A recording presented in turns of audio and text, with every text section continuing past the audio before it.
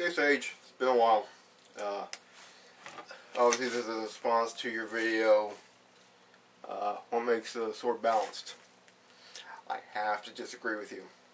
As you can see, I do have my swords. My only one at the moment, but is the Hanwei Practical Rapier, the 37-inch blade. I would make the assumption that you think Hanwei makes some good blades. Okay. Well, balance on this with the fittings is right there. From the tip, no sorry, that's a little heavy. Okay.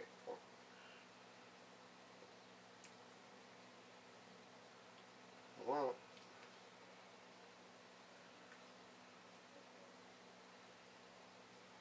there you go. About right there. Which is about 3 or so inches from the guard. Let's take a look at the balance without the guard, without the fittings. I would like to remind you, your specialization is in Chinese blades after all.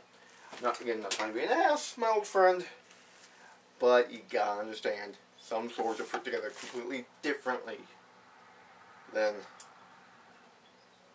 Alright, oh, there we go.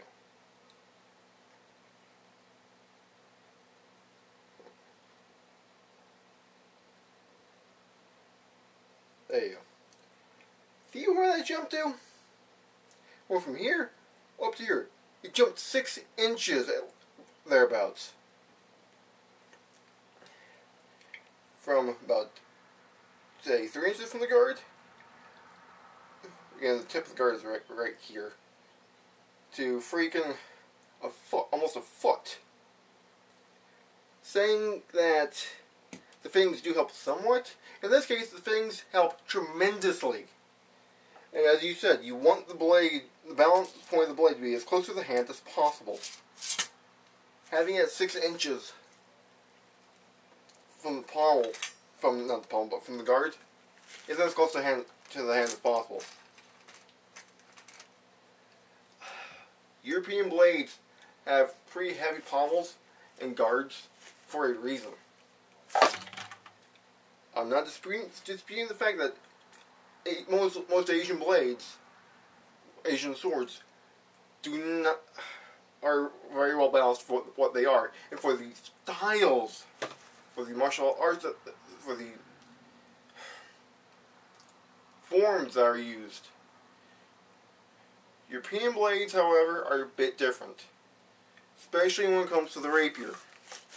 I know you've played around with the rapier for a couple of times, but, well, the problem is, if the balance is out here, I'd have to go, well, actually, no.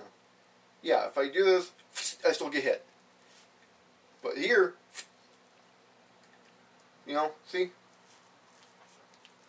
Now you're saying, okay, Mike, well, let's take it off and see how wieldy it is without it. Again, look. Way off. I can't control the blade whatsoever. So again, my old friend, when it comes to European blades, you're wrong. Okay? At least with the rapier. Anyone I know that has handled rapiers will say the same. I mean, I won't say exclusively rapiers, but I also know a few guys who make swords, and they would still say the same. A couple people in my old province made swords, again, rapiers, and that's the fittings. At least with the rapier. I know this is I think again the fellas who makes swords and he does hilts. So this is like chromed brass, and of course I want all straight steel at some point. But that still really doesn't make too much of a difference. If you look at European period hilts, the pommel was huge, the grip was short, and there was a lot more steel up here. So unfortunately, this is. I'm sure you'll say, well, that's the exception to the rule. Again, you take a look at the longsword. The handles, the grips, are usually down to about here. I'm taking my cue from Guy Winter's book, The Swordsman's Companion.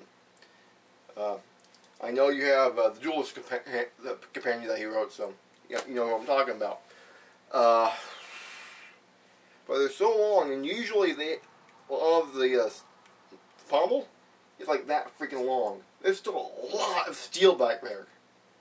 A lot of material, and the guards are usually about at least that long. The can's about that long. Yeah, it does taper out for the most part, but still, they start out about that thick. It don't really change much. Maybe down to a 1/4 inch.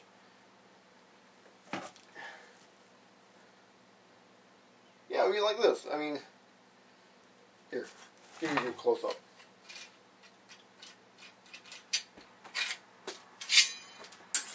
Oh, this is a wild one. Take a look at the bottom here. There you go. There you go. That's like 1/2 inch.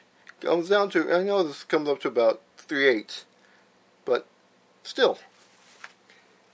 Even if I didn't have all the rings and whatnot, even if I just had the S-shaped here, that would still give me enough weight to properly balance the thing. It's probably a little out of balance because there's so much. But when you say the fittings help a little, not in this case. Not in the case of rapiers or longswords. Again, if you take a look at the historical pieces, actual extent period pieces that we used, those pommels are pretty freaking big. And even with the arming swords, I'm sorry, pommels that are that freaking big around, with hilts that start out like that thick and taper down to probably about that, and are about 1/4 inch thick all the way.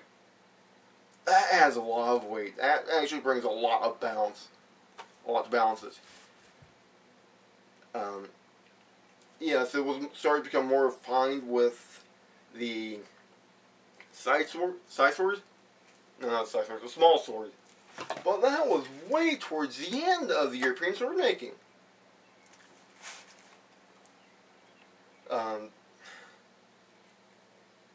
From what I gather, again, correct me if I'm wrong, old friend, but from what I gather, the Chinese tradition goes back thousands of years, even longer than the European tradition, and they've had time to really refine the way they make swords. So, I hate to say it, but in the instance of European blades, European swords, you're kind of wrong, right? Like I said, it's been a while. It's good to see you back on, and see you around.